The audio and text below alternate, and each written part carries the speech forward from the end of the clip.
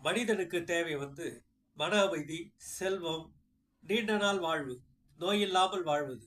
இப்படிதான் மனிதனுடைய அமைப்பே இறைவன் படைத்துள்ளான். எல்லா நிலைகளும் சரியாக வேண்டும் என்று நாம் நினைத்தால் போதும்.